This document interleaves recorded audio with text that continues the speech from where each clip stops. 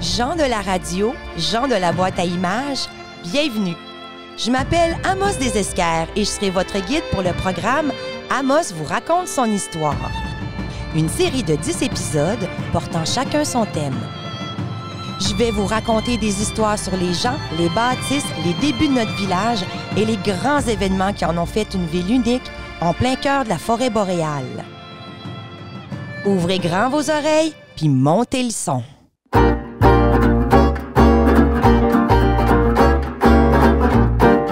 Alors, bienvenue sur le podcast Amos vous raconte son histoire. Aujourd'hui, dans l'épisode La Grande Guerre, le camp Spirit Lake et la grippe espagnole. Pour co-animer ces très instructives émissions, ma co-animatrice Véronique Filion, auteure de pièces de théâtre et de la BD Michel et le Loup, conceptrice, metteur en scène et comédienne et maman de 3 enfants.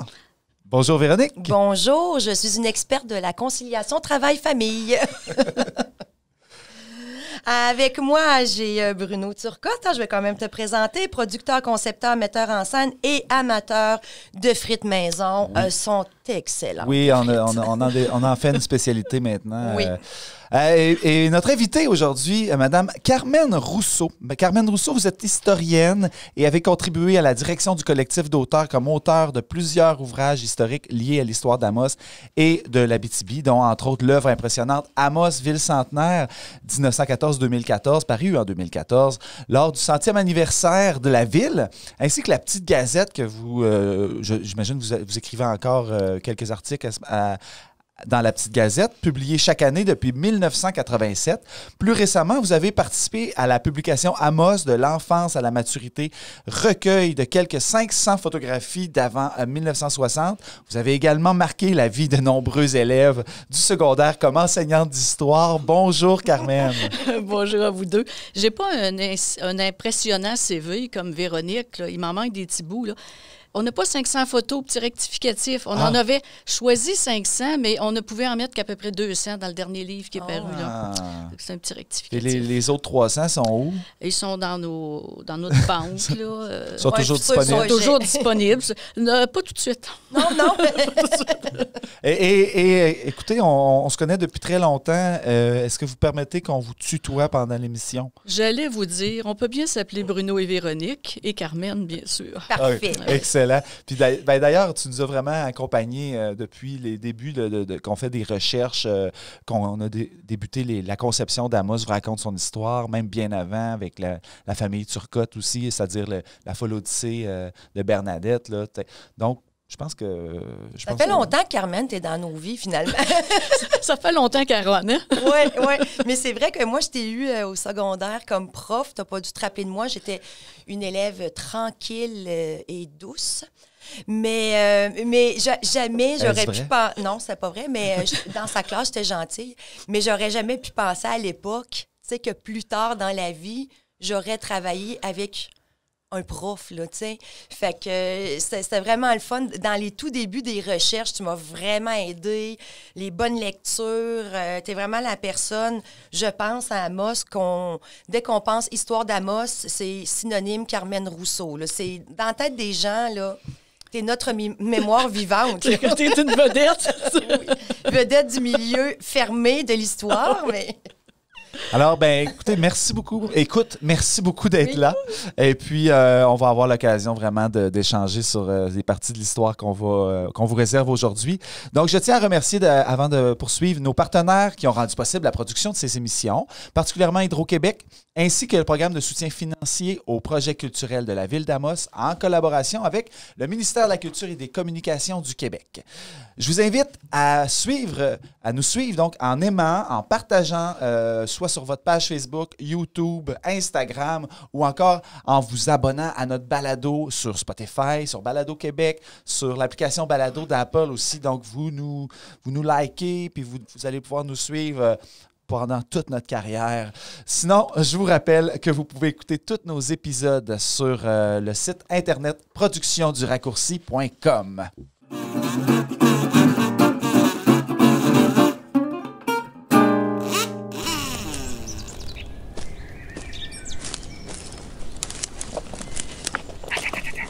Tu vois, mon gars, ces petites pattes-là, c'est des traces de lièvre. Ceux-là, là, c'est des traces de renard. Ceux-là...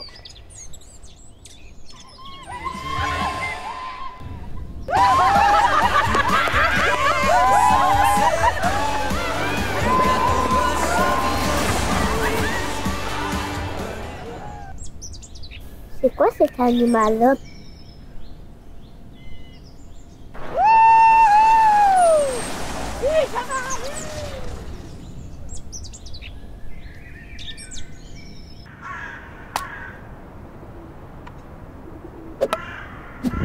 Ah, check ça!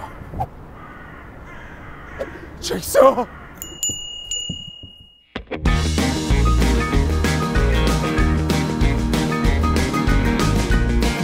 Check ça! Check ça! Check ça! Check ça! Check ça! Check moi donc ça! Check, check, check, check ça! Check ça! Check ça!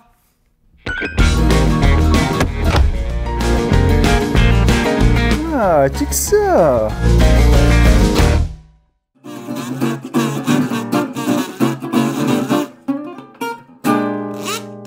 En 1914, la carte de l'Europe ne ressemble pas du tout à celle d'aujourd'hui. L'Allemagne est bien plus grande, il y a l'Empire austro-hongrois, la Pologne n'existe pas, la Turquie et l'Empire ottoman, etc. En 1914, l'archiduc de François-Ferdinand est assassiné par un nationaliste serbe. L'Autriche-Hongrie veut utiliser ce prétexte, l'attentat, pour écraser la Serbie et lui déclare la guerre. Mais la Serbie est protégée par la Russie. La Russie déclare donc la guerre à l'Autriche-Hongrie quelques jours après. L'Allemagne déclare la guerre à la Russie et la France se prépare à déclarer la guerre à l'Allemagne pour aider ses alliés russes. Mais c'est l'Allemagne qui la lui déclare avant et qui envahit la Belgique. Le Royaume-Uni déclare la guerre à l'Allemagne pour aider ses alliés belges.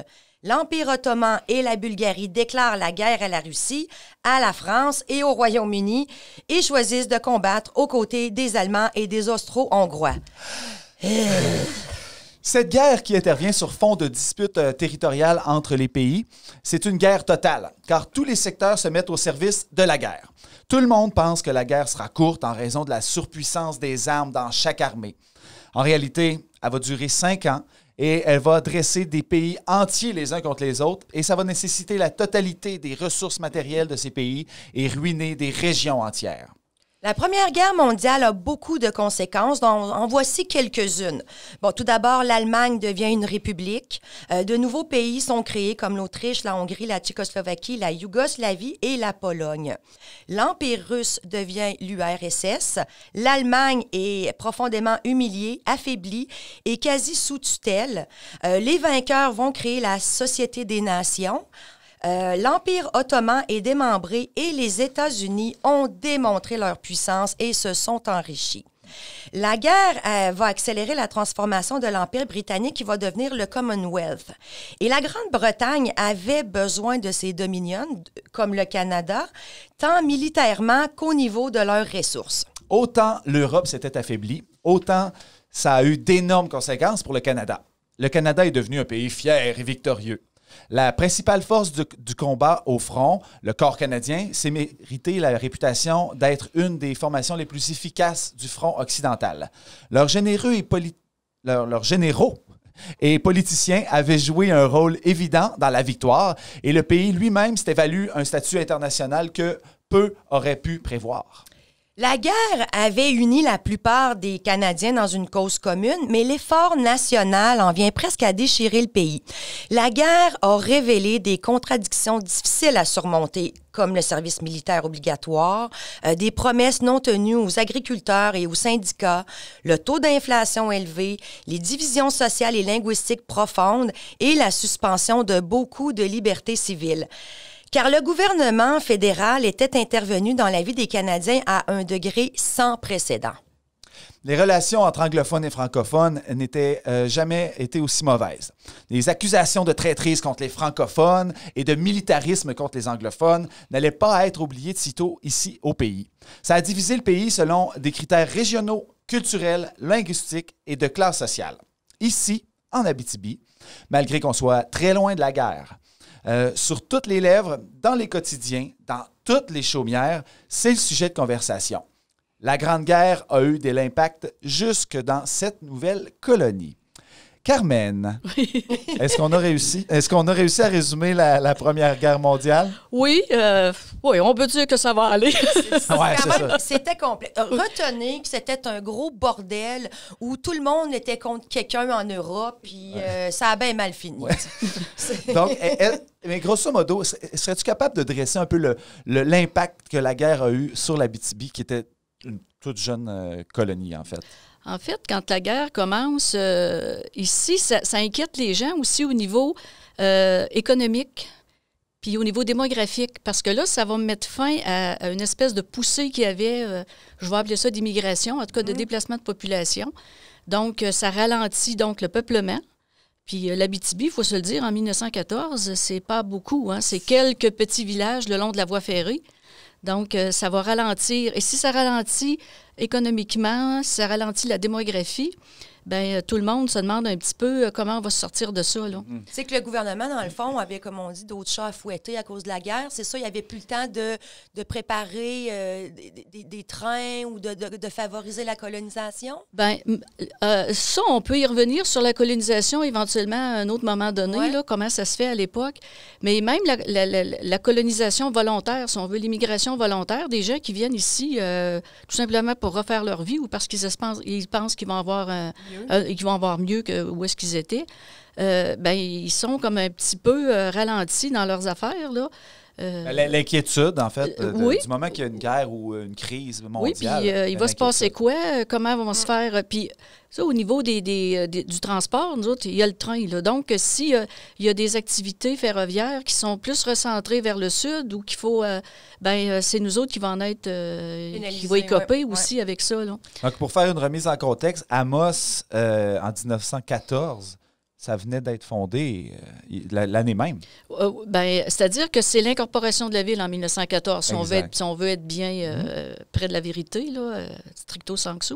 Sans sous, oui, en effet. Mais bon, tout le monde sait que quand même, il y avait des gens qui étaient arrivés avant, mais le peuplement n'est pas très, très important. Là, à Amos, c'est autour de 500 personnes là, en 1914. Donc, c'est quelques restaurants, c'est un hôtel ou deux, c'est...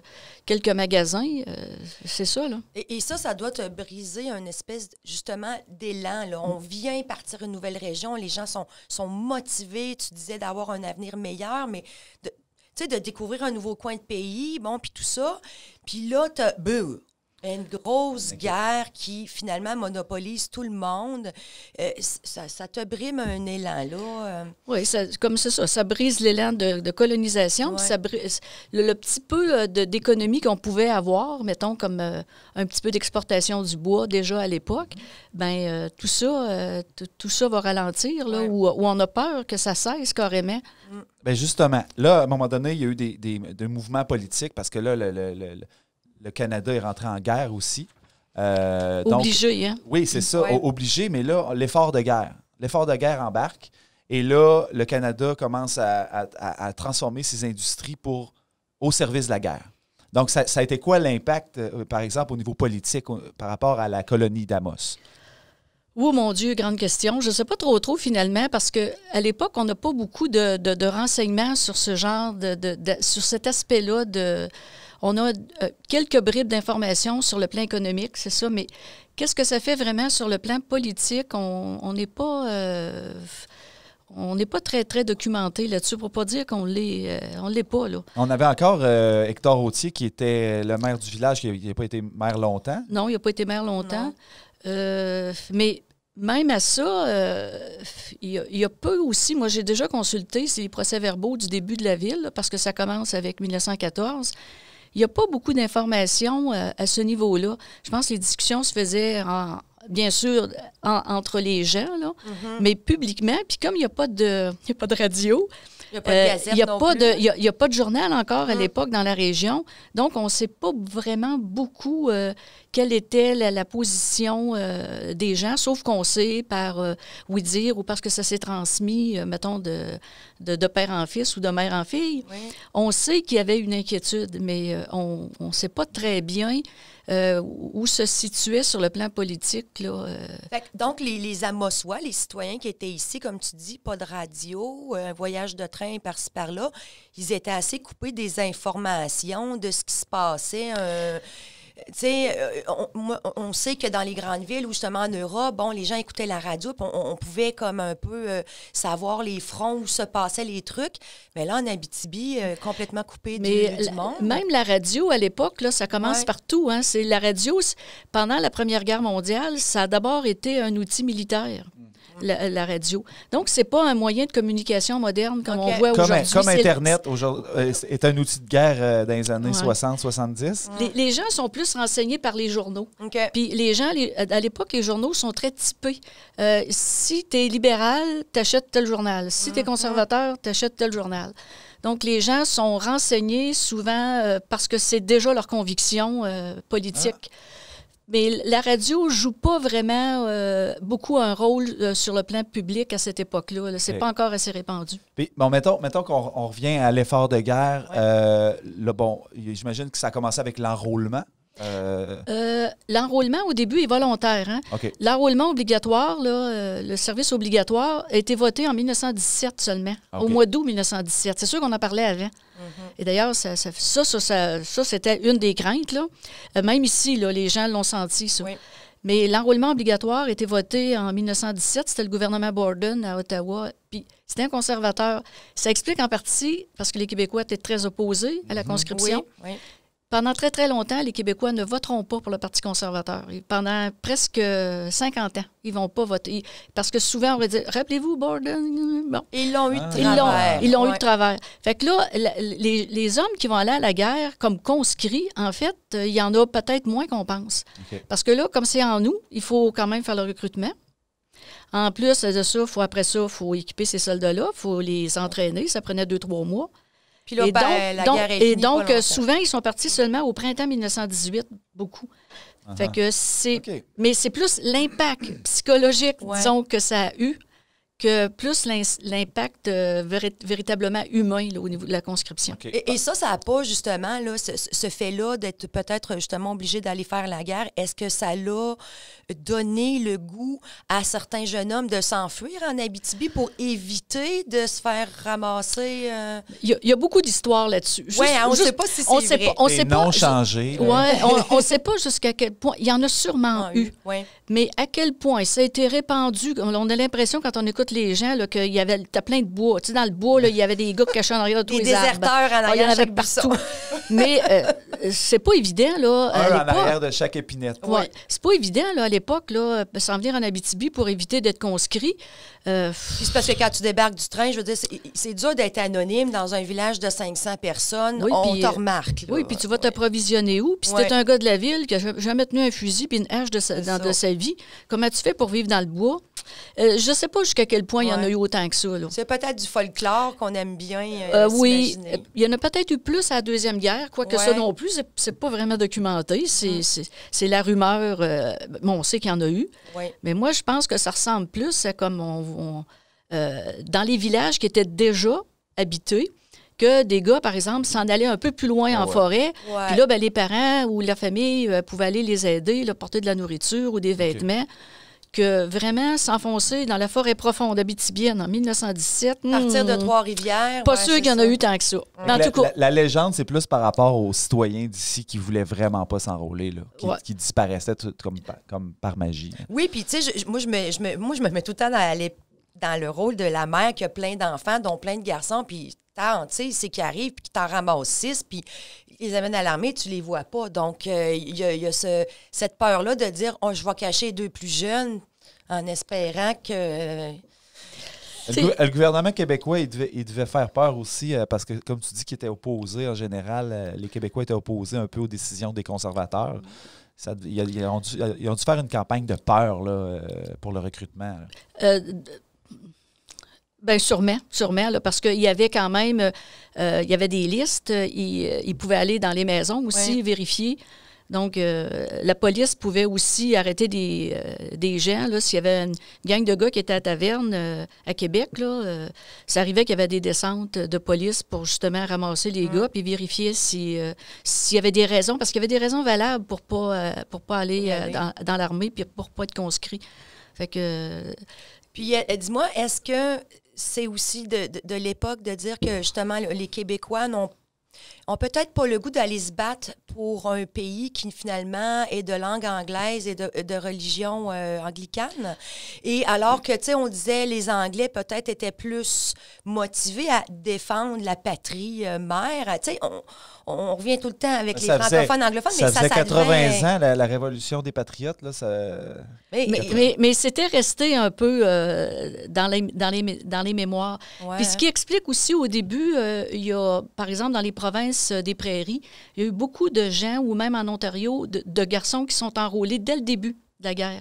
Mais ils étaient des Anglais. Mm-hmm. C'était, n'oubliez pas, on est au début du 20e siècle, donc il y a encore beaucoup d'immigration britannique. Oui. Donc pour eux, leur pays, ou le pays de leurs parents, c'est tout près. Alors que pour un francophone, l'Angleterre, c'est le conquérant, c'est resté comme ça. Là, exactement. donc ça n'a pas la même signification que pour un anglophone. Ah, puis le Canada, ça faisait quoi, 40 ans que ça existait en 1914, là? Oui, dans le sens où oui, que ça avait été officialisé comme une confédération puis tout ça. Fait que tu sais, c'était pas toujours au goût des Québécois maintenant. Puis les Québécois se rappelaient qu'entre le Haut-Canada et le bas, on était le bas. Puis c'est jamais bon dans une échelle sociale d'être le bas, tu sais. Mais il y a une raison Véronique, il y a une raison géographique pourquoi ça s'appelait le bas. C'est bien, mais moi, ce mot-là, elle l'a pas retenu comme le ça. Le haut puis le bas. Mais revenons à l'Abitibi, parce que dans le fond, écoute, la Première Guerre mondiale, en fait, on l'appelait même pas la Première Guerre mondiale dans ce temps-là. C'est pour ça que même dans la pièce, Amos vous raconte son histoire, on dit la Grande Guerre, parce qu'à l'époque, il n'y avait pas de question de Deuxième Guerre non plus. Donc, il y a eu des solutions, parce que là, on craignait que la colonie puisse fermer ou peu importe. Là, l'économie ne roulait plus, il n'y avait plus de nouveaux colons qui arrivaient. Bref, on était inquiets. Donc, une solution qui a été amenée, c'est le fameux camp Spirit Lake. Les fameux camps de travail qui ont vu le jour, je crois, en 1915, ça a commencé à en parler en coulisses fédérales. Donc, pourquoi le Canada a créé des camps de travail? Bon, ils appelaient ça des camps de détention. Là. Je sais qu'il y a des gens qui utilisent beaucoup le terme de camp de concentration. Un petit peu intense, hein? C'est parce que j'aime pas beaucoup cette expression-là, parce que ça a pris un sens tout à fait particulier à la Deuxième Guerre mondiale. Oui, c'est ça. Et je trouve que là, on exagère un peu. C'est sûr que d'être en prison, parce que c'est comme une prison, il faut se le dire, c'est jamais agréable. Mais moi, je préfère le terme de camp de détention. C'est né dans l'idée de ramasser un peu partout à travers le Canada des gens qui n'avaient pas la nationalité canadienne. Donc, des gens qui étaient considérés un peu comme qui étaient des immigrants non reçus, puis que, en tout cas, supposément, on craignait que comme ils appartenaient aux adversaires du gouvernement. Des Slaves, hein? Oui, il va y avoir des Yougoslaves, justement, on parle des Autrichiens. C'est beaucoup des gens qui venaient de l'Empire d'Autriche-Hongrie, donc qui étaient un ennemi du Canada. Exact. Allemand, bulgare, turc. Puis beaucoup d'Ukrainiens aussi, quelques Roumains. Bon, parce que l'Empire d'Autriche-Hongrie, c'était un melting pot de nationalités. Donc, ces gens-là étaient arrivés au Canada comme immigrants. Puis là, officiellement, la raison, c'était qu'on craignait qu'ils puissent espionner ou faire des mauvais coups. Donc, on voulait les envoyer à part pour être sûr de... Bon. Alors, il y a d'autres raisons. Il y en a qui disent aussi qu'on en a profité pour prendre des gens qui étaient pauvres ou qui étaient à la solde qui dépendaient de l'aide gouvernementale. Bon, il y a sûrement de ça, mais c'est beaucoup des gens qui appartenaient à des ennemis du Canada pendant la Première Guerre. Et là, tu as le génial Hector Hautier, parce qu'on aime tellement l'encenser, notre beau Hector Hautier, qui est comme instigateur, dans le fond, de l'arrivée ici du camp de Spirit Lake. Oui. Parce que, en tout cas, plusieurs le savent, il était prévu à Bellecour, donc pas très loin de Sainte-Terre. Et comme ça allait pas très bien à Amos, justement, on vient de s'en parler, Hector Autier a fait des pressions. Et c'est à cause de lui que ça va être installé à Spirit Lake. Et l'idée qu'on a, c'est que ces gens-là, justement, ils fassent de quoi? Puis déjà, dans l'esprit du gouvernement fédéral, c'était que ces gens-là viennent travailler, défricher, parce qu'on avait dans l'idée, après, de faire des fermes expérimentales. Ce qui sera d'ailleurs effectivement le cas. Et ce qui fait aussi que on le dit aussi dans la scène, c'est que les prisonniers et aussi tous les gardiens qui s'occupaient du camp étaient plus nombreux que la population d'Amos. Et ces gens-là doivent manger, doivent quand même avoir du tissu, bon, tout ça. Donc, ils ont aidé au magasin général, ils ont aidé justement à faire rouler l'économie parce que je crois, tu parlais d'à peu près 600 Amossois région, puis ils sont à peu près 1200 dans le camp. Donc, c'est énormément de monde. Parce que c'est hommes, femmes et enfants, oui, les familles c'est les au complet, familles, ouais. plus les familles des gardiens puis de tout le staff, finalement. C'est ça. Et pendant plusieurs années, c'est ça, ces gens-là doivent faire des dépenses et ils le font directement au village d'Amos. Et c'est vraiment, je pense, c'est ce que... probablement qu'Hector Autier avait en arrière de la tête, là, de dire on va aller... Oui, c'est clairement ça. Ouais. Là, c'est pour sauver l'économie, pour aider les marchands. Parce que le plus grand nombre de personnes qu'il y a eu à Spirit Lake, là, je parle de prisonniers, c'est 1200. Oui. Mais ça, c'était vraiment le maximum. Puis le camp de Spirit Lake, ça n'a pas duré longtemps. C'est 2 ans. Hein? C'est janvier 1915, janvier 1917. Juste le temps de passer 2 beaux gros hivers. Oui, c'est ça. Peut savoir c'est quoi de moins 40. Mais puis, dès l'automne 1916, il y avait déjà... La grande majorité était déjà partie. Parce que ces camps-là n'ont pas existé très, très longtemps. Là. J'imagine qu'ils se sont rendus compte que ça ne servait pas à grand-chose. Je ne sais pas. Ouais. C'était une dépense peut-être inutile ou des mesures complètement... C'était peut-être pas tout à fait légal aussi, là, parce que dans le fond, il y avait des immigrants qui n'avaient absolument rien à se reprocher. Oui, mais dans le temps, je ne sais pas si ça a vraiment été une préoccupation parce qu'eux autres, tu sais, c'est des gens considérés comme des potentiels ennemis, là. Donc, je ne sais pas jusqu'à quel point ça a joué. Tu sais, dans le temps, quand il y a des guerres, là, il y a souvent des choses qui passent en dessous du tapis. Hein? Oui, on en profite pour faire on ratisse large, des fois, pour se débarrasser. Sous toutes sortes de prétextes. Là, tu sais, c'est dangereux. Puis, on n'aime pas ses sourcils, on le demande dedans. Mais hey, je veux juste savoir, tu parlais que le but de Spirit Lake, c'était aussi peut-être de créer des fermes expérimentales. Ça a-tu été créé? Ben oui, ben oui. Puis vous avez un livre qui a été publié il n'y a pas très, très longtemps par Denis Labrèche qui s'appelle « De Spirit Lake à la ferme, la naissance d'un village » et qui, lui, explique justement la naissance de la ferme expérimentale de Spirit Lake, là, la ferme. C'est pas pour rien que ça s'appelle la ferme. Exact. Les gens, on appelle encore ça la ferme. Oui. Fait que, effectivement, et ça a duré... quand même, plusieurs années, plusieurs dizaines d'années. C'est vraiment surprenant parce qu'il y avait vraiment des scientifiques ici, là, agronomes, puis qui étaient... Puis tu sais, ce qui a été fait, parce qu'il y avait vraiment un rêve là, sur la colonisation des terres abitibiennes là, du nord du Québec. Puis les fermes expérimentales, là, c'est à travers le Canada. Hein? C'est le gouvernement fédéral qui met ça en place un peu partout. Puis justement, il y en avait une aussi à Kapuskasing. On voulait voir comment certaines productions pouvaient réussir dans le nord du Canada. Puis c'était vraiment des expériences qu'on qualifierait aujourd'hui de scientifiques. Là. Elles l'étaient aussi. Là. On prenait des mesures, on notait les rendements, la température était notée. C'était vraiment des fermes expérimentales. Mais on dévie un peu là, de notre sujet, mais ça ne me dérange pas du tout parce que moi, ce qui me fait triper, dans le fond, moi l'Abitibi, j'ai toujours vu ça comme un territoire de rêve, c'est-à-dire de rêve et d'espoir, tu sais. Puis c'est un peu ça qu'on essaie de partager avec Amos vous raconte son histoire, les personnages grandeur nature qui rêvaient d'une vie meilleure et tout ça. Mais tu sais, je trouve ça dommage que, dans le fond, les fermes expérimentales, il y en a encore aujourd'hui dans les universités et tout ça, mais qu'on n'ait pas la chance d'expliquer davantage ici en Abitibi ces réalisations-là. Oui, ça reste des pans de notre histoire qui sont archi méconnus. Puis je rappellerais quasiment ça un drame qu'on a dans les régions dites éloignées, là, comme la nôtre. On n'a pas... on s'intéresse pas... Les universitaires des grands centres vont s'intéresser à leurs problèmes à eux.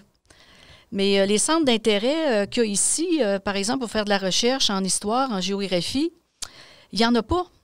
Fait que faut se fier sur des chercheurs qui viennent des grandes villes, mais eux, c'est pas leur centre d'intérêt, à moins que ce soit des Abitibiens puis qu'ils aient pris tout d'un coup le goût de développer leur région, si tu veux. Ouais. Mais c'est un des problèmes. Et donc, il y a beaucoup de recherche fondamentale qui n'est pas faite. Puis on tourne toujours autour des mêmes affaires. Mais là, on sait qu'on en a des chercheurs à Amos, à l'université, en foresterie, dans les eaux souterraines, tout ça. Mais bon, c'est peut-être plus l'agriculture là, qui prime. Non. Un autre sujet qui est abordé, là, parce qu'on revient à la scène de théâtre de la Grande Guerre, d'Amos vous raconte son histoire, c'est la grippe espagnole. Ouais, on termine d'ailleurs la scène qu'on va attendre dans les prochaines minutes avec le thème de la grippe espagnole, puis que la population est bien accablée de ça, surtout par rapport à ce qu'ils entendent dire de ce qui se passe dans les grands centres. Donc, une épidémie mondiale. Donc, M. Gourde annonce qu'il va y avoir, entre autres, la transformation de l'hôtel Amos en hôpital.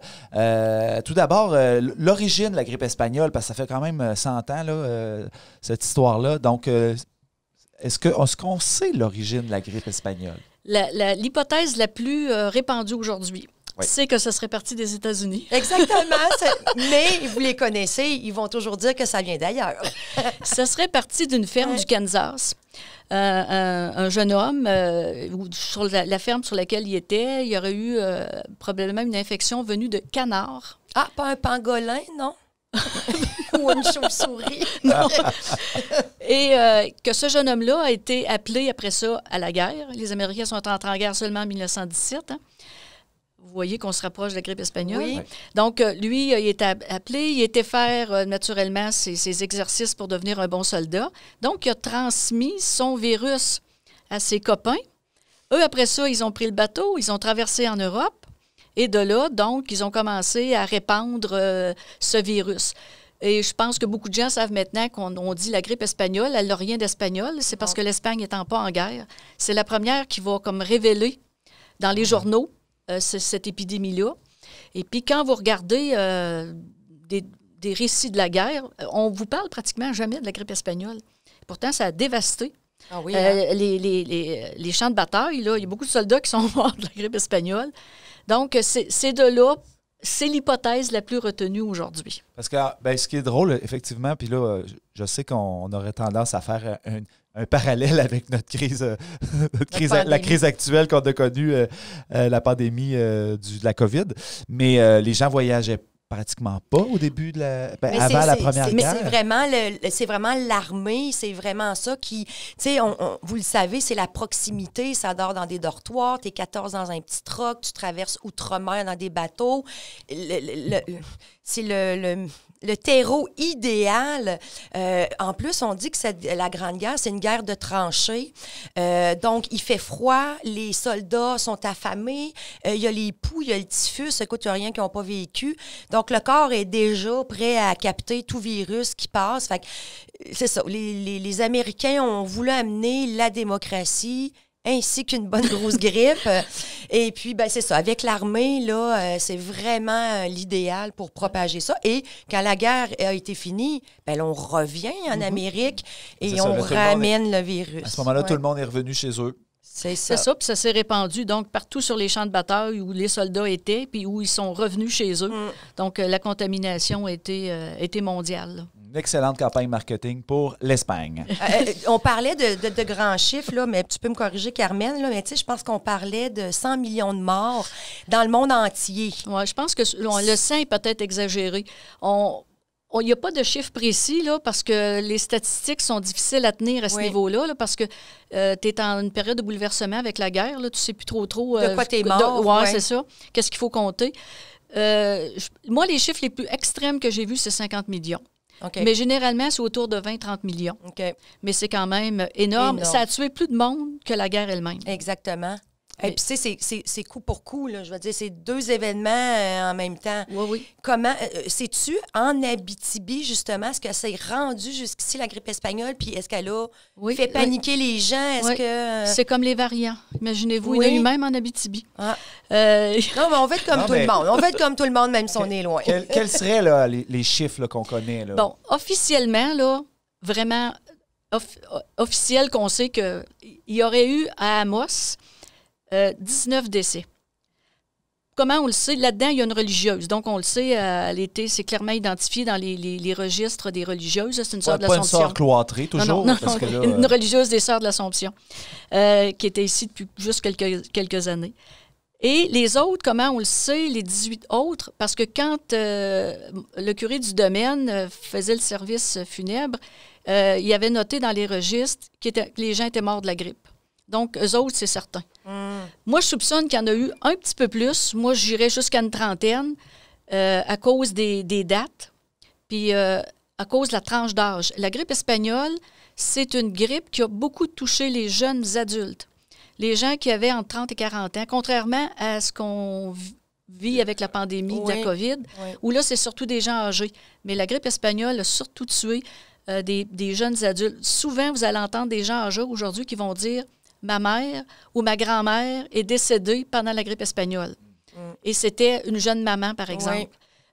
Donc, beaucoup de... La moyenne d'âge, là, c'est entre 30 et 40. Bien sûr, il y en a quelques-uns qui sont plus âgés, c'est une moyenne. Mais quand on regarde vraiment un par un, puis qu'on a l'âge des gens décédés, on se rend compte que beaucoup sont de jeunes adultes. Et puis là, c'est la force vitale de ton pays parce que c'est les jeunes hommes qui vont à la guerre.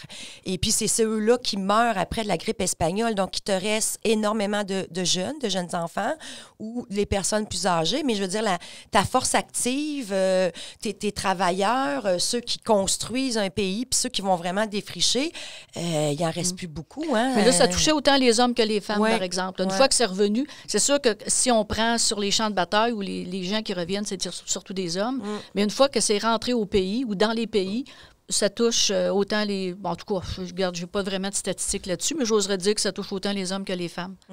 Fait que, donc, tu vois, à Amos, on a transformé, justement, on n'avait pas d'hôpital à cette époque-là. On n'avait pas du tout d'hôpital. Donc, on prend un hôtel qui était sur la première avenue. On le transforme là en attendant, justement, d'après moi, que les cas arrivent, puis pour justement, probablement, essayer de les protéger pour pas que ça se contamine partout. Ça devait quand même, dans l'imaginaire, ça devait shaker le monde. Là. Quand tu vois qu'on transforme les endroits, puis, tu sais, il se met en place des petites méthodes pour essayer de contrôler ça. Il y avait déjà, au niveau provincial, il y avait des bureaux d'hygiène qui existaient depuis la fin du 19e siècle. Je pense que c'est 1885, je pense, le bureau d'hygiène. Puis, assez tôt, là, quand on a vu les premiers cas, au mois d'octobre 1918, on a commencé à réagir. Ici, heureusement, il y avait un médecin, c'était le docteur Biguet, qui était déjà arrivé. Il va faire appel à son frère Georges, qui était aussi médecin. Ils ont recruté infirmières et infirmiers, 2, 3, 4, on ne le sait pas trop. Ça, c'est pas clair. Puis, c'est ça, il n'y a pas d'hôpital. L'hôpital va ouvrir en 1930, le premier. Là. Et là où était l'hôtel Amos, qui appartenait à M. Baudreau, souvent on l'appelle Boudreau. D'ailleurs, dans les documents de la ville, il est appelé Boudreau parce que la ville a signé un contrat avec ce monsieur-là pour occuper le... Lui, il ne fait pas ça gratis, là. Il va être payé pour, bien sûr, permettre qu'on accueille des gens. Il y a 25... lits, je pense, 25 lits pour accueillir les gens. Donc, il l'appelle Boudreau. Mais avec nos recherches, on a trouvé la signature du gars et c'est Baudreau. B-E-A-U. Donc, longtemps, c'était Boudreau, mais c'est Baudreau, le vrai. C'est pas un très, très courant comme nom de famille. Il reste plus beaucoup de Baudreau, là. Non, pas beaucoup. Je pense qu'on les a tous débaptisés. Oui, ça doit. Fait que, on va donc ouvrir un hôpital temporaire, en fait, là, vers la fin du mois d'octobre ou à peu près. Et puis, ça va fonctionner probablement un bon mois. Il n'y a pas non plus...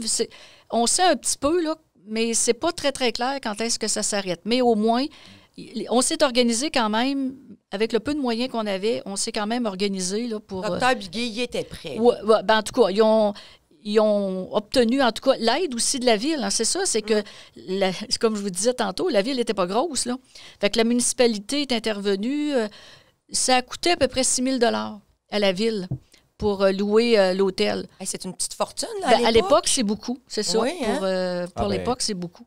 Il devait en avoir de l'argent pour ça. Il y a toujours de l'argent quand il y a une pandémie. Oui, mais ça, je pense que ça faisait aussi l'affaire des gens, là, parce que c'est peut-être...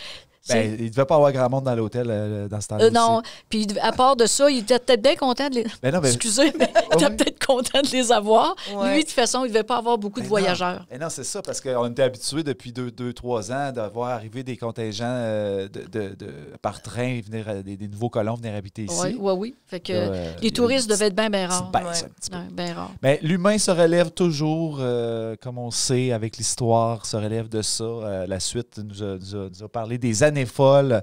Donc, j'imagine qu'il y avait eu un beau petit party après ça. Écoutez, très intéressant. On va avoir l'occasion de se revoir, de se reparler de d'autres divers sujets qui vont toucher à cette époque-là dans les prochains podcasts. On vous laisse, avant l'extrait de théâtre, sur les références historiques, si vous voulez aller plus loin dans vos lectures, dans vos recherches. Donc, évidemment, nous, c'est une petite bible pour nous autres, la petite gazette de la Société d'histoire, le livre du 100e d'Amos, le livre du 75e d'Amos aussi, l'ouvrage de Pierre Trudel, l'Abitibi d'autrefois, d'hier à aujourd'hui, disponible. Donc, tout ça, c'est tout disponible à la Société d'histoire à Amos, à la bibliothèque Maison de la Culture. Les romans aussi. Écoute, je sais que tu en as apporté quelques-uns, Carmen. Ben là, j'en ai apporté 2 que j'avais chez moi. Là, c'est romancé, hein, ça. C'est Sylvie Brien, Spirit Lake. Oui. Puis il y a celui de Gilles Massicotte aussi, Spirit Lake, 1915-1917. Puis il y en a un ou 2 autres aussi décrits sur cette période-là. Il y a l'ouvrage de base qui sert encore aujourd'hui, hein, sur Jean Laflamme, sur les camps de détention au Québec, mais devenu absolument introuvable, puisque c'est une petite plaquette de 1973. On en a, les gens qui veulent le lire, écoutez, ça se lit en 1 heure à peu près, là, mais ça sert encore de référence, oui. Puis bien sûr, le livre, là, ceux qui veulent poursuivre au-delà de Spirit Lake, l'ouvrage de Denis Labrèche dont je vous parlais, là, qui est sorti il y a 2 ou 3 ans maintenant, là, je ne me rappelle plus très bien. Ceux qui veulent poursuivre, voir un peu pour la ferme expérimentale, ce que ça donne. Bien, puis aussi le fait que le camp Spirit Lake a touché beaucoup de nationalités. Je pense qu'il y a eu plusieurs films qui ont été faits là-dessus. Bon, entre autres, là, il y en a un à l'ONF. Là, ça s'appelle Freedom Had a Price de Yuri Luhovy. Fait que dans le fond, c'est juste que ça fascine aussi les camps de travail et tout ça. Fait que il y a eu... c'est que aussi, moi, de ma génération, je suis dans la quarantaine, puis, tu sais, il y a le fameux... Ce qui est resté de Spirit Lake, c'est le fameux, ce qu'on appelle le cimetière allemand. Donc, on avait quelques croix qui étaient dans un boisé, qui n'a pas été entretenu, mon Dieu, mais depuis, je pense, la fermeture de Spirit Lake. Et en tant qu'adolescent, c'est comme un rite de passage que d'aller un soir au cimetière allemand, voir, ça a l'air de quoi. Puis au début, quand tu te fais compter ça, jeune, tu te dis, mais ça se peut pas. Mais qu'est-ce qu'un cimetière allemand fait à Amos? Moi, je me rappelle, je me disais, mais je connaissais pas du tout l'histoire. Puis en plus, c'est comme perdu dans le bois. Fait que là, tu te dis, on va-tu le là, trouver? Tu marches 10-15 minutes, puis là, tu te dis, mais là, c'est un prank, on me niaise, on va me laisser dans le bois, puis mes amis me niaisent. Puis là, finalement, tu finis par arriver. Et c'est petit. Bon, le foin, la nature a repris le dessus, mais tu as quelques croix blanches non identifiées. Et là, c'est surréel. On a l'impression d'être dans un autre monde. Et moi, à partir de là, je me suis dit, mais qu'est-ce que cette chose-là, un cimetière allemand, fait proche de chez nous, puis comment ça qu'on n'en parle pas, puis que... Et moi, ça m'a bien allumé. C'est ce qui nous reste compliqué. beaucoup, le dossier est assez complexe. Oui, c'est un cimetière allemand qui n'est pas allemand. Je le sais bien, mais c'est le même qu'on l'a créé. C'est sûr. Et puis moi, qui n'est pas originaire de la région, je pense que dans le premier voyage qu'on a fait ensemble en Abitibi pour que tu me présentes ton coin de pays. C'est un anecdote. On est allé là. Ouais, on est allé là. Puis, mais effectivement, de rendre ça, c'est quand même un cimetière, donc ça serait intéressant de rendre hommage aux gens qui sont là. Tu sais. Mais c'est assez complexe. C'est un dossier que c'est pas juste le temps de défricher. Là. C'est un dossier politique aussi. Alors, merci beaucoup. Au retour, on va aborder la création de la scène de la Grande Guerre. À tout de suite.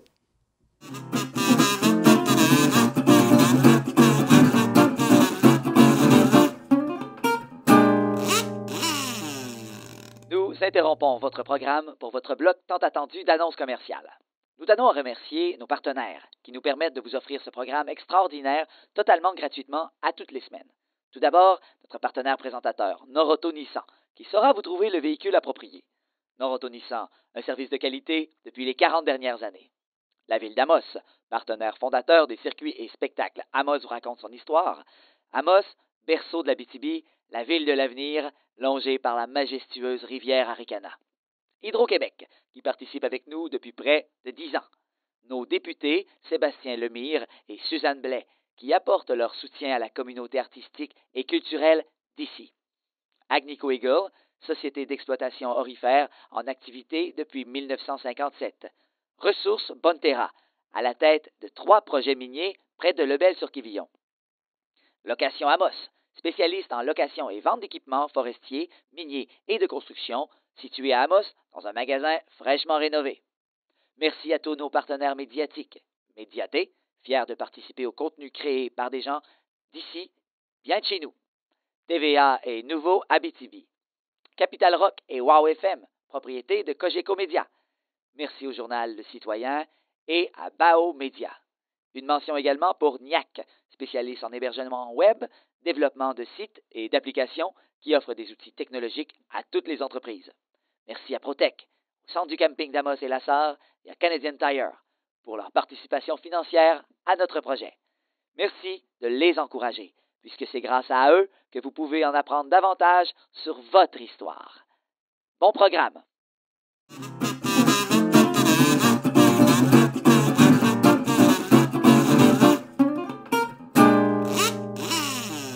De retour au podcast Amos vous raconte son histoire qui parle aujourd'hui de la scène de la Grande Guerre qui a lieu d'ailleurs sur le balcon, sur la Première Avenue, en plein centre-ville. Je pense que ça doit être une des scènes qui est le plus remarquée quand tu ne vois pas le spectacle parce qu'il y a toujours 100 personnes devant le balcon pendant 20 minutes. Oui. Peut-être un petit rappel de l'époque là, d'Amos vous raconte son histoire quand cette scène-là est jouée.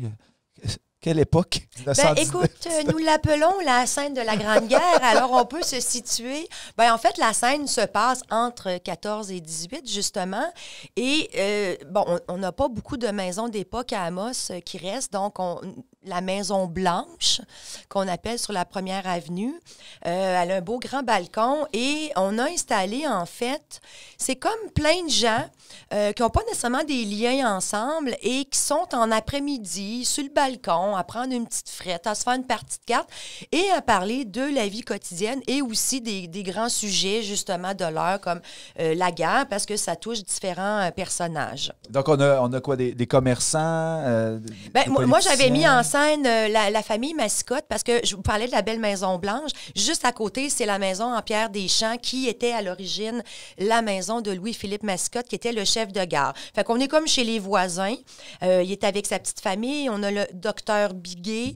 On a justement quelques femmes, nos commères, nos deux mademoiselles qui viennent un peu écornifler puis répandre des rumeurs. Et on a aussi M. Autier et David Gourde qui se joignent à la conversation puis qui vont amener un petit peu là, le résultat des élections. Puis c'est eux qui vont aborder justement la fameuse grippe espagnole.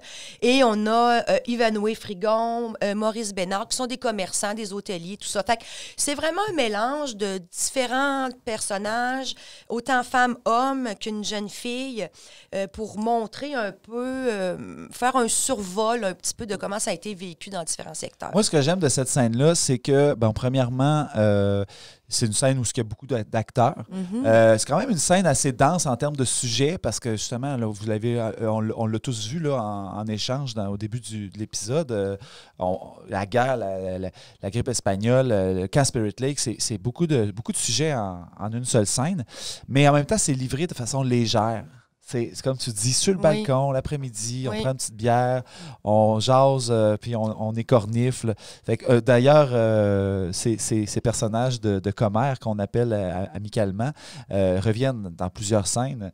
Je pense que c'est une belle trouvaille, ça, qu'on a eue lors de... en fait, c'est arrivé par la suite. C'est pas arrivé à la création originelle du spectacle. Ces deux commères-là sont arrivées, je pense, l'année 2 ou l'année 3. Mm-hmm. Ça amène toujours un petit côté piquant, puis en même temps... C'est nos méchantes. Les gens ont besoin d'avoir des méchants à détester. Ça fait que les autres ont l'air toujours plus gentils. Oui, mais on s'identifie à elles aussi, parce qu'on a tout notre petit fond bitch. C'est le petit côté médisant. Eux autres, je leur fais dire des choses que peut-être les autres ne diraient pas de par leur rang, de par les conventions sociales, peu importe. Donc, les deux mademoiselles se permettent de dire quelques vacheries ou quelques potins sans aucun fondement et s'amusent à comporter ça de balcon en balcon, comme ça arrive... Sur Facebook. Oui, exactement. C'était les ancêtres des réseaux sociaux. Ce sont deux trolls qui se promènent en ville et qui déblatèrent sur plein d'affaires. Mais c'est l'occasion aussi d'être dans le spectacle. On est à peu près à la moitié du spectacle, ou pas tout à fait au premier tiers, disons. Et il y a des acteurs dans cette scène-là qu'on n'a pas vu depuis le début. Ça donne l'occasion de les voir pour une première fois, de rassembler beaucoup d'acteurs justement sur scène. C'est impressionnant aussi. On a un beau grand balcon bien chargé, bien garni, des enfants. Et en même temps, techniquement parlant, pour le spectacle et le spectateur, c'est une occasion de s'asseoir aussi. Oui, c'est un spectacle déambulatoire et on est debout. On vient de traverser une grande partie de la première avenue où on s'est justement amusé à recréer avec la figuration, de donner un petit peu un aperçu de ce que ça pouvait avoir l'air, cette rue-là, à l'époque, en croisant justement plein de gens. Et là, donc, les spectateurs s'assoient confortablement sur les gradins et puis sont devant toute la largeur de ce grand balcon-là. Et justement, on a énormément de comédiens. Et il n'y a pas un soir qui ne se passe pas une anecdote. On est sur ce qu'on appelle la main. Donc, il y a des gens qui ne sont pas dans le spectacle qui passent, il y a des autos, il y a des motos, le train qui passe. Le train est timé à 8h10 oui. actuellement, 8h12. Il y a toujours une petite pause dans la scène pour laisser passer le train. Mais vu que c'est une scène qui se passe vraiment au cœur du centre-ville, là, il y a toujours des anecdotes. On ne sait jamais comment ça va se passer. Exactement. Et là, on parle du chef de gare. Ce qui était particulier, puis si tu veux intervenir là-dessus, Carmen, il n'y a aucun problème, sens-toi bien à l'aise. Le chef de gare, en général, au CN, en fait, qui était le Transcontinental à l'époque, habitait dans la gare, en général. Oui. Moi, ce que j'ai, en faisant mes recherches, puis j'avais validé justement avec Rémi Bélanger, qui est assez connaisseur du Transcontinental. Tu sais, il y avait la gare, puis il y avait une partie qui était loyée, là, mettons, pour la petite famille. Puis, à l'époque, c'était ouvert 24 heures sur 24. Donc, les Soulons, on les appelle de même, ceux qui allaient à l'hôtel puis qui ne voulaient peut-être pas rentrer chez eux, se faire accueillir par leur femme ou qui n'avaient pas d'argent pour aller à l'hôtel, se disaient je vais aller à la gare, c'est ouvert, c'est chauffé. Donc, les gens allaient dormir là sur les bancs. Et ce qu'on aurait dit ou ce qu'on suppose, c'est que Mme Mascotte, elle n'aimait pas ça se lever le matin pour faire le déjeuner, puis voir des corps morts dans la gare, puis elle a des enfants, tout ça. Et finalement, c'est peut-être pas elle. Moi, je m'amuse à dire que c'est peut-être elle qui a incité au déménagement. Mais bref, ils sont venus s'installer justement en ville, à la petite maison de Pierre, qui est devenue par la suite la maison de la modiste de Mme Tardy. On la connaît comme ça, cette maison-là. Parce que me semble que les Mascottes n'étaient pas une famille extrêmement nombreuse. C'est pas que c'était trop petit là, à la gare, mais... Et on le taquine là-dessus, tu sais, justement, dans la scène, en voulant dire que c'est peut-être sa femme qui menait dans le couple et non pas le chef de gare. On ne saura jamais. Ça, c'est des interprétations qu'on fait. Puis, oui. Écoute, c'est ça la beauté de la chose, là. Il faut mettre un peu de piquant là-dedans. Là. Oui, puis comme Carmen a dit, il y a beaucoup de choses il n'y en a pas, on ne sait pas, il n'y a pas de renseignements, il y a des trous. Fait que c'est là, avec l'imagination, on essaie de rendre ça cohérent. Oui, puis j'espère que les gens le prennent comme ça. Là. Ouais. C'est pas un cours d'histoire que vous faites. Non. Là, c'est... On n'a pas eu beaucoup de gens qui se sont opposés, disons, à des choses qu'on dit dans le spectacle. Vraiment. Parce que, tu sais, je pense que les gens font la part des choses. Parfois, la question que je me fais poser le plus souvent, c'est « c'est-tu vrai, ça? » Quand c'est des affaires qu'on dirait qu'ils n'ont comme pas d'allure, c'est-tu vrai, ça? Puis moi, je dis toujours « oui, c'est vrai. » J'ai rien inventé. J'invente les dialogues, je peux inventer les personnalités, mais j'ai pas inventé des faits. Fait que... Mais depuis le début d'Amos vous raconte son histoire, à chaque fin de spectacle, il y a une ou deux personnes qui viennent nous voir et qui nous disent moi c'est ça m'est arrivé. Ils nous aident même à réécrire pour le spectacle l'année d'après. On rajoute des petites choses, mais à la maison, si vous avez des choses à nous dire, écrivez-nous-les, il n'y a pas de problème. On va les accepter puis on va les intégrer peut-être dans le prochain circuit. Alors, si vous voulez bien, on va aller entendre la scène avec nos comédiens. dans une mise en lecture de théâtre. Écoutons la scène de la guerre tirée du circuit historique théâtral. Amos vous raconte son histoire.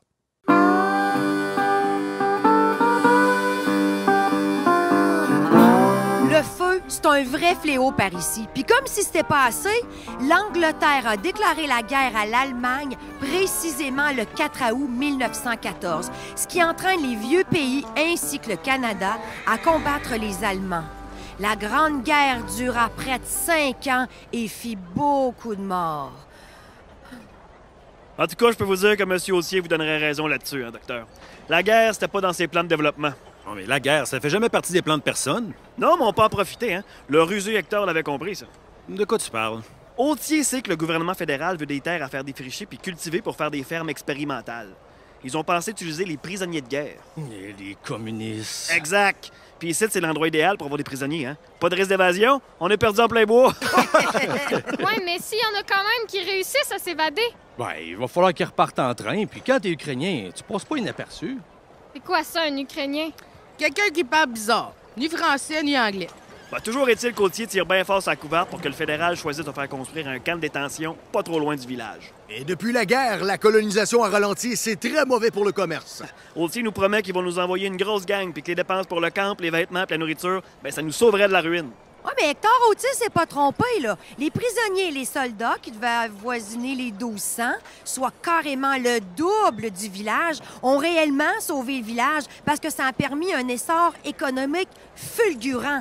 Hey, en 2 ans, là, c'est 250 000 belles pièces qui ont été dépassées au village. Dont la moitié dans le magasin Frigon!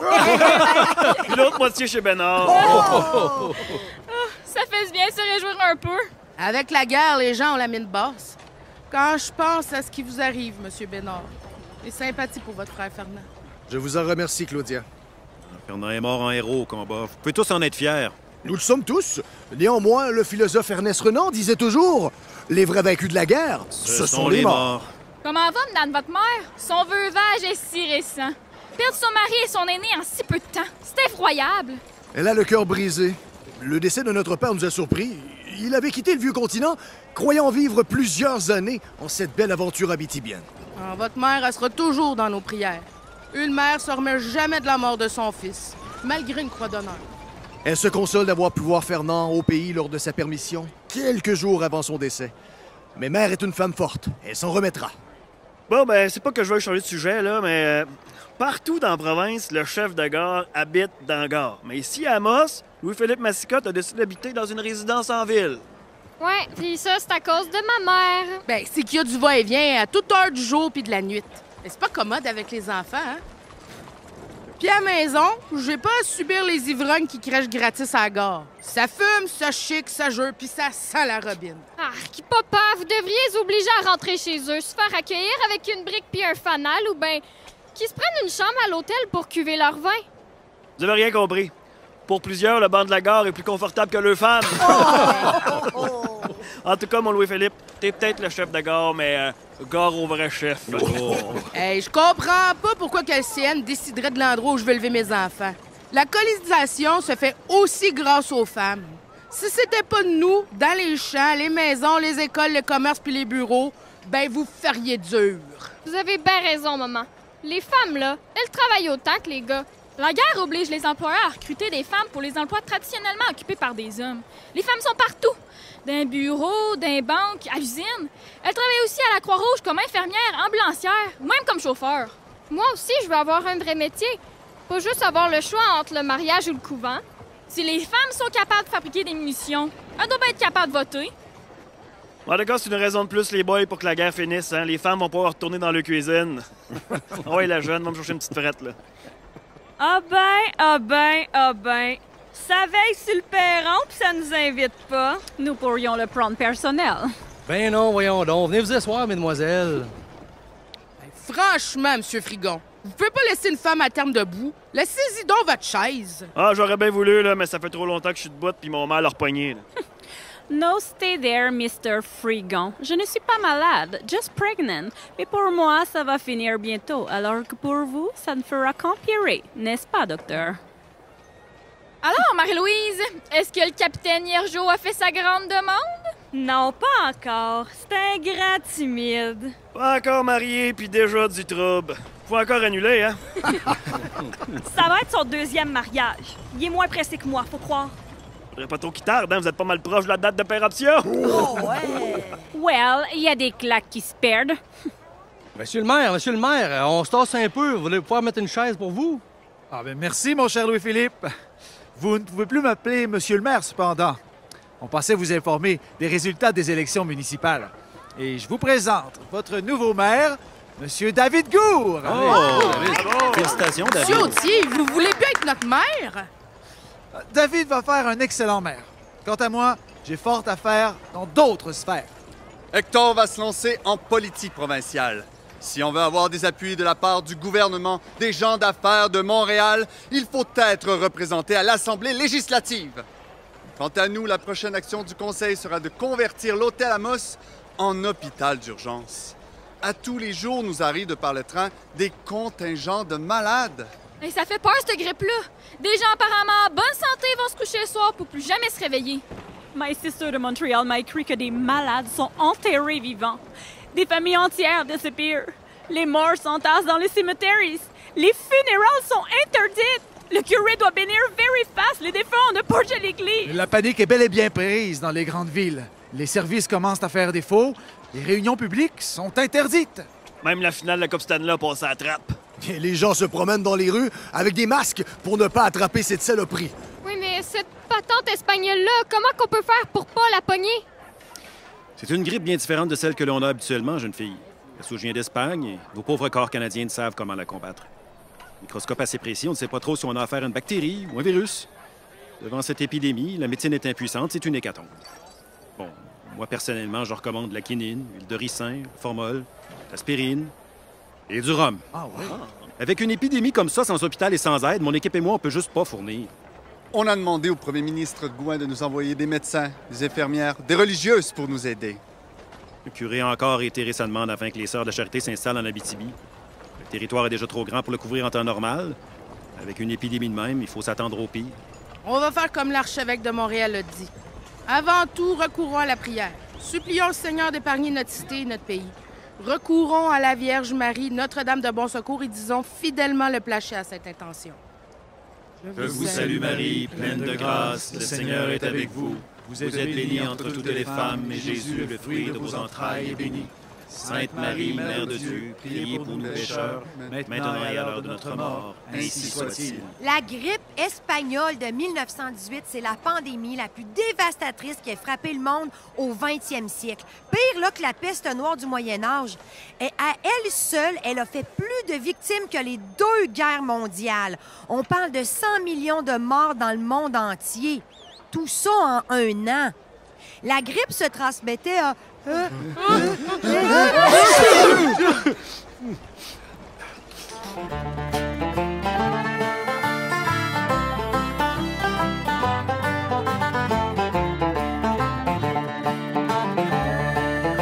Vous aimez le podcast d'Amos vous raconte son histoire? Visitez nos attraits touristiques d'Amos Arikana, le Vieux Palais d'Amos, la Maison Hector Autier, le Centre d'archives d'Amos, le dispensaire de la Garde à la Corne et de même que le Musée de la Poste et de la boutique de Forge de Saint-Marc. Et ils sont tous ouverts pour vous durant tout l'été. Nous espérons de tout cœur que vous appréciez cette performance enregistrée du podcast. Si vous souhaitez supporter les productions du Raccourci, un organisme sans but lucratif multidisciplinaire artistique de l'Abitibi-Témiscamingue, vous pouvez le faire en faisant un don au lien disponible dans le descriptif du podcast. paypal.me/raccourci. Rencontrer notre spécialiste. Je suis tellement pas techno. Merci beaucoup les comédiens qui viennent de nous interpréter la scène de la Grande Guerre, un classique, D'ailleurs, on parlait du rhum pendant qu'on l'écoutait et Véronique disait que c'était pour se laver les mains, évidemment. Non, il ne fallait pas le boire quand même. À quoi vous pensez? Non, mais on s'est toujours bien amusé avec cette scène-là, d'ailleurs. D'ailleurs, la place des femmes, Véro, dans cette scène-là, est quand même assez importante. Oui, bien... elle était importante aussi dans la guerre, le rôle des femmes. C'est ça. Donc, la Grande Guerre, finalement, comme Frigon disait un peu, a fait sortir les femmes des cuisines. On parlait, en début d'émission, de l'effort de guerre. Oui, c'était de donner du bois, de donner des ressources naturelles, mais c'était aussi de la main-d'œuvre. Donc, il y a eu des femmes qui ont travaillé pour la Croix-Rouge, bon, des choses comme ça. Ce ne sont pas nécessairement... Il y en a qui sont peut-être allés... je disais au front, mais je veux dire, puisque les hommes étaient engagés à aller faire la guerre, fallait les remplacer. Donc, les femmes ont pris un peu plus de place dans la vie active. Puis, c'est pas un secret pour personne. Dans le circuit d'Amos vous raconte, moi, je veux faire une grande place aux femmes parce que les femmes dans l'histoire sont pas là, sont absentes. Et j'ai beaucoup de comédiennes, donc je dois leur trouver des personnages, justement. Et je trouvais que cette scène-là, avec la guerre, c'était justement une belle façon de montrer que les femmes commençaient justement à prendre la place dans la société. Pas longtemps après, droit de vote au fédéral, on parle de 1918. Quand il y a eu la conscription au Canada, certaines femmes ont eu le droit de voter. Par exemple, les mères des soldats, elles ont eu le droit de voter. Puis après ça s'est étendu à toutes les femmes, là, après ça, aux élections fédérales. Puis la première province qui a donné le droit de vote aux femmes, c'est le Manitoba, aux élections provinciales. Et je crois que le Québec c'est l'an dernier. En 1940, oui. Là, on était comme sur le tard. C'est difficile à comprendre comment on pouvait... Là, j'ai expliqué qu'ils pouvaient voter au fédéral, mais pas au provincial. Oui. C'est quand même curieux. Parce que les femmes pouvaient voter au fédéral? Oui. Au Québec? Oui, même. Ben oui, quand c'est des élections fédérales, elles pouvaient voter. Pas le petit côté paternaliste. Mais aux élections provincinciales, elles n'avaient pas le droit de voter. Non, il y a quand même un illogisme là-dedans. Là. On disait, de toute façon, elle va voter comme son mari. Exactement, c'est ça. Fait qu'on ne fait que dédoubler les votes, donc c'était pas...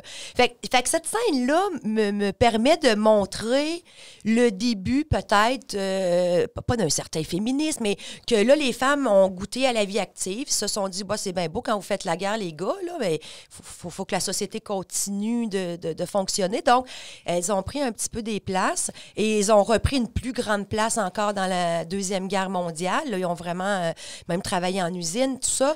Donc, la Première Guerre aussi, hein?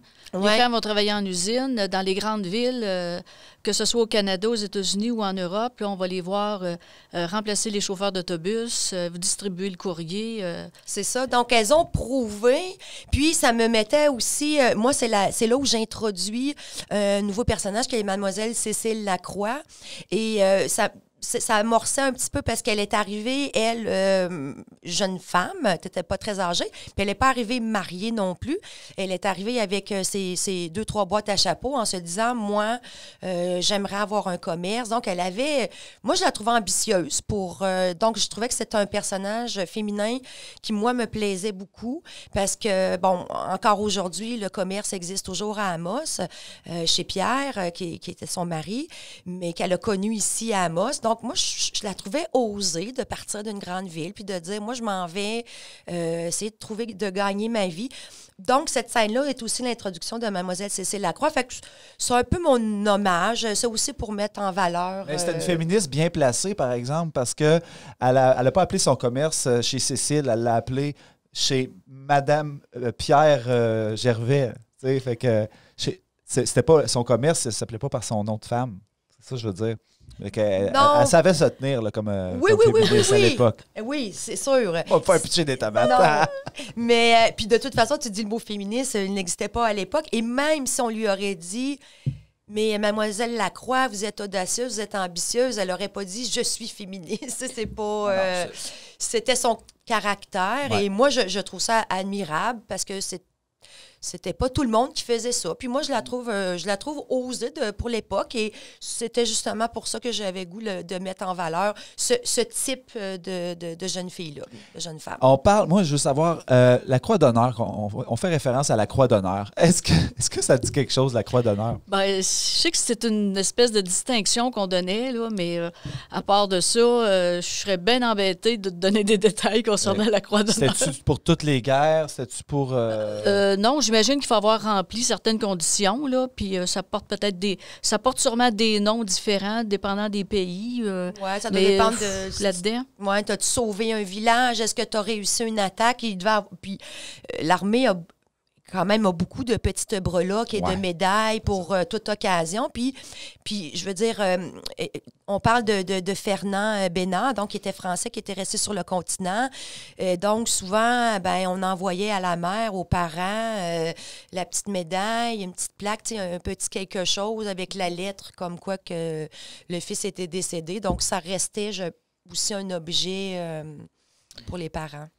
On parle également du mariage du capitaine Hiergeau. Puis ça, c'est une petite twist, dans le fond, qui a été amenée au fil des années. Dans Amos vous raconte son histoire, le fameux mariage, parce que ça nous donnait le prétexte de rentrer dans l'église pour célébrer un mariage. Oui. Mais est-ce que c'est vrai, tout ça? Bon, cela, je l'avoue, j'ai un peu twisté, tordu la réalité. Il s'est effectivement marié 2 fois, mais à son 2e mariage, M. Hiergeau, il était très âgé, puis Marie-Louise Boucher, elle était dans la fin quarantaine. Ils avaient un assez gros écart d'âge. Ils n'ont pas été mariés si longtemps parce que je crois qu'il est décédé peut-être 10 ans plus tard. Donc, il n'a pas eu... Il a eu ses premiers enfants avec sa première femme, Émilie Lausière, je crois, de mémoire. Mais ce qu'on aimait... Donc, je savais qu'il avait été marié une 2e fois et... Bon, on connaît le personnage depuis le début du spectacle. Il est grognon, il n'est pas de bonne humeur. Et on trouvait ça intéressant théâtralement de lui amener un côté humain, émotif, du fait qu'il est tombé en amour avec celle qu'on appelle Loulou. Et puis... On l'a fait, nous, un peu médisante et tout ça. Puis c'est drôle parce que finalement, il y a un spectateur, un moment donné, qui nous a confirmé d'être de la famille de Marie-Louise, puis que... Elle se prenait pas pour n'importe qui. Donc, elle avait une très haute estime d'elle-même.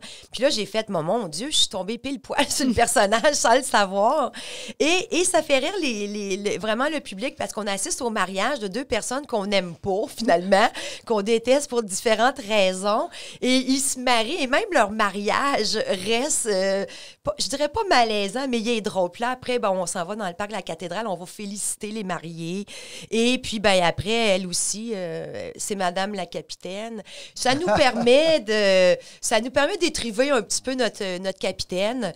Donc les âges sont trichés, mais c'est arrivé, là, puis on s'amuse avec ça. Puis ça nous permet, comme tu dis, de faire dans la cathédrale l'entrée de toute la troupe, toute bien habillée, d'avoir le mariage, d'avoir l'orgue, c'est... un moment fantastique. Oui. Écoutez, ça compléterait notre émission de la journée concernant... de la journée, de l'année, ou peu importe quand est-ce que vous allez l'écouter. Là. Carmen, tu es toujours impliquée dans la Société d'histoire? Oui, toujours. Est-ce que vous avez des projets en cours ou des choses qu'on va pouvoir découvrir dans les prochains mois, les prochaines années? Ah, on espère. Comme par exemple? Bien, on a un projet de mettre quelque chose sur Internet. Il y a beaucoup la mode des musées virtuels. Donc, on est en train de travailler à faire les textes. C'est ça qui est très long, là. Puis, on espère que ça va pouvoir sortir cette année, là. On ne sait pas si on va faire une phase ou 2. Et la première sur laquelle on travaille, là, disons que les textes sont pas mal avancés. Il reste des retouches, puis il reste des choses, il y a des recherches à faire. On voulait mettre en valeur certains bâtiments de la ville, mais aussi d'ajouter des informations sur les architectes de certains bâtiments. Donc, on a sélectionné des bâtiments, disons, à caractère public, là, institutionnel, public. Oui. On n'a pas de maison privée là-dedans. Parce que ça devenait gigantesque. Puis on essaie de rajouter là-dedans les informations qu'on a pu trouver sur qui avait contribué à la construction, quand ça a été construit, les édifices qu'on a choisis. D'ajouter aussi, quand il y a des personnages marquants pour ces édifices-là, de mettre une petite note biographique. Donc, ça va apparaître à un moment donné là, sous forme de musée virtuel. Et souvent, à la Société d'histoire, vous avez des fois aussi une exposition phares. Bon, je me rappelle de celle, entre autres, de l'abbé Caron, où on a des images, des artefacts. Donc, ça aussi, en général, il y a toujours une préparation, il y a toujours une exposition directement. Ouais. Avant, on en faisait toutes les années, mais là, on a eu des problèmes d'inondation. Oui. Donc, on ne sait pas, là, est-ce que ça va venir l'année prochaine ou dans 2 ans qu'on va être capable de remettre ça sur pied, parce que chaque exposition demande certaines recherches, qu'elles soient à caractère archivistique ou qu'elles soient visuelles aussi, puis la disposition, puis l'écriture, etc. C'est une exposition, ça ne se monte pas comme ça là, en une semaine. Donc, oui, on espère revenir avec cette formule-là, mais là, pour le moment, je ne sais pas s'il va y avoir quelque chose. Cette année, je pense qu'on oublie ça. On espère en 2022 qu'il va y avoir quelque chose, là, mais... Donc, on travaille le virtuel pour les prochains mois, les prochaines années. Oui, bien là, pour le moment, en tout cas, on a ça là, sur le tapis là, comme élément. On a bien hâte de voir ça. Carmen Rousseau, merci, historienne consacrée à Amos. Merci beaucoup d'avoir été là aujourd'hui. Merci beaucoup, Véronique Filion, auteure, entre autres, d'Amos vous raconte son histoire. C'était Bruno Turcotte à l'animation du podcast Amos vous raconte son histoire. J'aimerais remercier les comédiens qu'on a entendus tout à l'heure, Véronique Filion, donc entre autres, Joanne Forêt, Marc-André Boucher, Charlotte Cossette, Pierre Deshaies, Mathias Hébachère, Mathieu Proulx, Mathieu Higgins, Mallory Parent, Kate Dessureau et Alicia Vachon. Laissez vos commentaires sur nos vidéos, Facebook, YouTube. Notez votre appréciation de notre balado. Je vous invite à nous suivre en aimant, en partageant ou encore en vous abonnant. Je vous rappelle que vous pouvez écouter tous nos épisodes sur le site internet productionduraccourci.com. Merci à nos partenaires qui nous soutiennent dans nos nombreux projets depuis plusieurs années. Et vous, auditeurs, sans qui toute cette aventure n'existerait pas. Et on vous dit à la prochaine.